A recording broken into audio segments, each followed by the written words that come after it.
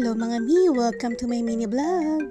Grabe, nag-crave ako sa gelatin. Kaya kanina, pag uwi ko, dumaan muna ako sa Fairview Terraces. Dahil may mga ingredients ako na walang stock sa bahay. Grabe mga mi, ngayon ko lang napansin, hinog na pala yung tigawat ko. Char! At pagkapasok ko kagad sa Pure Gold, madali na akong pumunta doon sa section area ng mga kailangan ko para hindi na rin ako magtagal. Kumuha lang naman ako ng gulaman powder, condensed milk, sugar, gardenia, at saka ng sunrocks kasi bukas plano kong maglaba. At ayan, agad na rin ako nagbayad sa counter.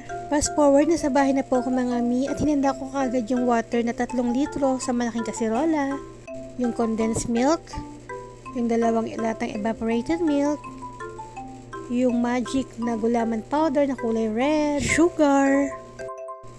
At syempre, kailangan ko na muna buksan yung mga lata bago magsimula maghalo-halo ng mga ingredients. So, pinunasan ko muna yung mga lata, mga mi, bago ko siya buksan kasi hindi natin alam kung ano yung mga gumapang dyan. Kaya mas mabuting lilinisan muna natin ito. At nag-struggle lang ako dito mga mi kasi sira na pala yung can opener namin. Kaya ayan, ginamitan ko na lang siya ng kutsilyo. At nang nabuksan ko na lahat ng mga lata mga mi, nagsimula na ako magmekos-mekos ng mga ingredients. At ayan mga mi, ang ganda ng kulay, no? Red na red. Then after ko malagay lahat ng powder, sinunod ko na agad yung evaporated milk. At ayan, mekos-mekos ulit.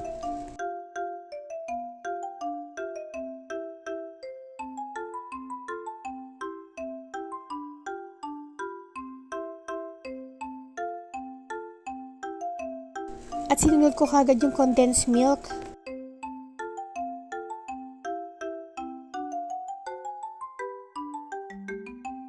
Nang matapos ko nang ilagay lahat ng gatas mga mi, tinikman ko muna para matansya ko kung gaano karaming asukal ang ilalagay ko.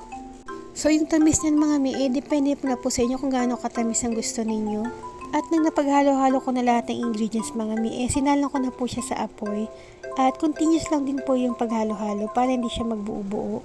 At ayun nga lang mga mi, dahil malaking kasirola ang ginamit ko at marami, ang tagal niyang kumulo kaya ginawa ko, tinakpan ko muna. At nung kumulo na, ayun, agad sinalin ko na siya sa mga lagayan para mapalamig na at nang makain na.